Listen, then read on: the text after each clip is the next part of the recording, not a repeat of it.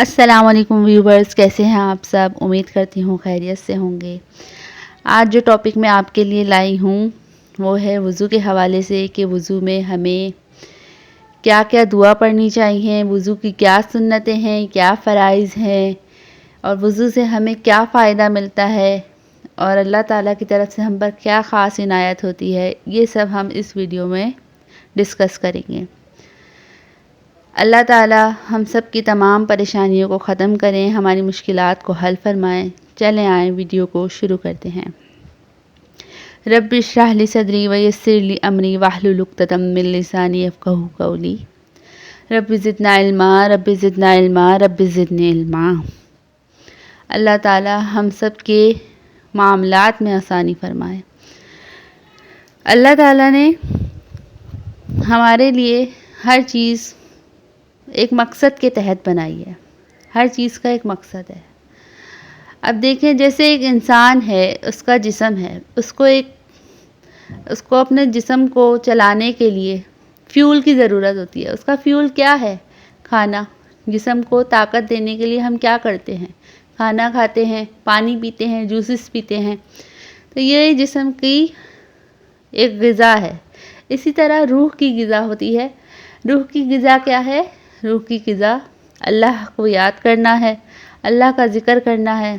اب وہ ذکر یہ نہیں کہ لمبا چوڑا ہم نے کچھ پڑھنا ہے، لمبے چوڑے ہم نے وظائف کرنے ہیں، نہیں۔ ہم چھوٹا سا لفظ سبحان اللہ، الحمدللہ، اللہ اکبر، لا الہ الا اللہ، یوں کہہ کر بھی ہم اللہ کو یاد کر سکتے ہیں۔ چلتے پھرتے، لیٹے بیٹھے اٹھتے، یہ ہم اللہ کا ذکر کر سکتے ہیں۔ تو اسی طرح جیسے اگر کسی انسان کو باہر جانا ہوتا ہے تو اس کو کسی چیز کی ضرورت پڑتی ہے، جیسے سواری کی ضرورت پڑتی ہے، اس پر بیٹھے گا تو وہ دوسری جگہ پہ جا سکے گا نا۔ تو اسی طرح ہم نے اگر قرآن پاک پڑھنا ہے یا نماز پڑھنی ہے تو اس سے پہلے ہم نے کچھ کرنے کی ضرورت پڑتی ہے، اپنے آپ کو پاک صاف کرنے کی ضرورت پڑتی ہے۔ دیکھیں ہمارا دین ہمیں کیا سکھاتا ہے؟ ہمارا دین ہمیں پاکی کا حکم دیتا ہے۔ ہمارا دین کہتا ہے کہ صفائی نصف ایمان ہے۔ دیکھیں آدھا ایمان ہی ہمارا یوں ہی ہو جاتا ہے کہ اگر ہم اپنی صفائی کا، پاکیزگی کا خیال رکھیں گے تو وہ ہمارا آدھا ایمان ہے۔ آدھا ایمان تو ہمیں یوں ہی فری میں مل جاتا ہے، باقی ہمیں تھوڑی سی محنت کرنی پڑتی ہے کہ ہمارا ایمان مکمل ہو جاتا ہے۔ تو پاکیزگی کیسے حاصل ہوتی ہے؟ طہارت کیسے حاصل ہوتی ہے؟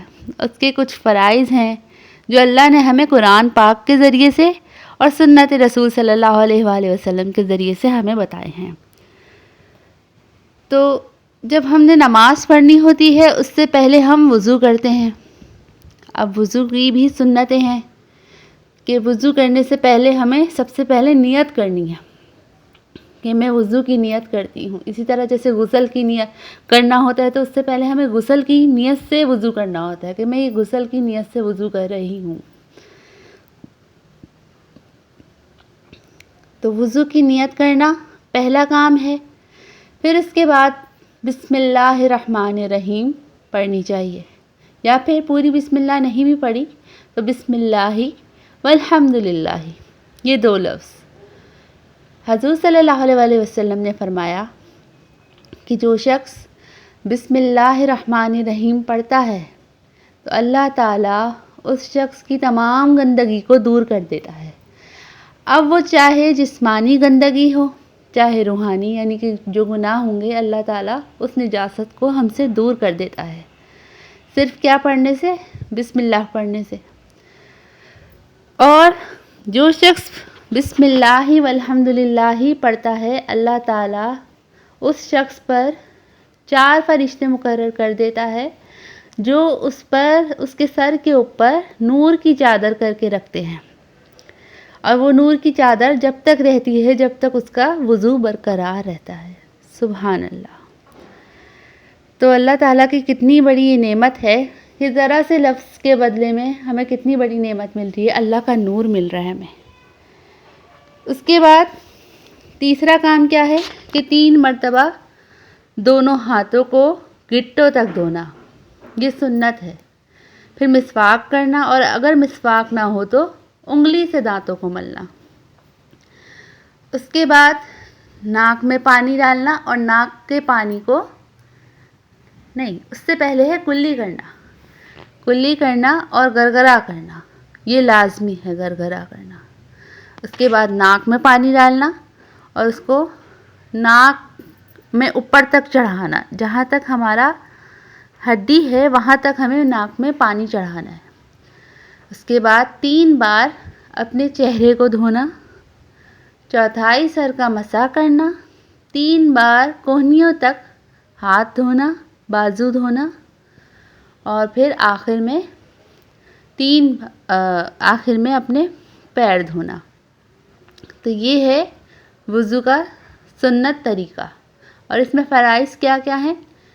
پہلا فرض یہ ہے کلی کرنا، دوسرا ناک میں پانی ڈالنا، تیسرا چوتھائی سر کا مسح کرنا، اور چوتھا پیر دھونا۔ بس یہ 4 فرض ہیں وضو کے۔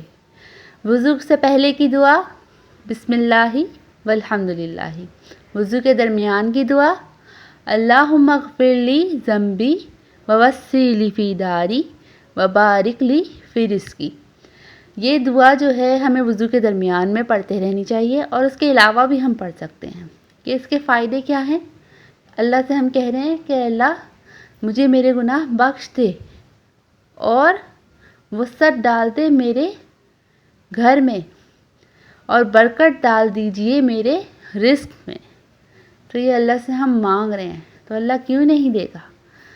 اس کے بعد وضو کے بعد کی دعا گواہی دینی ہے ہمیں، اشہد ان لا الہ الا اللہ وحدہ لا شریک لہ واشہد ان محمدا عبدہ ورسولہ، اللہم اجعلنی من التوابین واجعلنی من المتطہرین۔ جی بس یہ 3 دعائیں ہیں جو ہمیں یاد کرنی ہیں، اور مجھے یقین ہے آپ لوگوں کو یاد بھی ہوں گی، لیکن اس کے فائدوں کو ذہن میں رکھ کر اگر ہم کریں گے تو اللہ تعالیٰ اس کو اور زیادہ کر کے ہمیں دیں گے۔ تو اللہ تعالیٰ سے میری یہ دعا ہے کہ ہمیں سنت رسول صلی اللہ علیہ وآلہ وسلم کے مطابق اپنی زندگی گزارنے کی توفیق عطا فرمائے، اور ہمیں قرآن پاک پڑھنے والا بنا دے۔ اللہ تعالیٰ ہم سب کی تمام پریشانیاں ختم کر دیں۔ اللہ تعالیٰ نے ہمیں جس مقصد کے لیے اس دنیا میں بھیجا ہے ہم وہ سب کریں، اللہ کو راضی کریں، قرآن پڑھیں، نماز پڑھیں، اور اللہ تعالیٰ ہم سب سے راضی ہو جائیں۔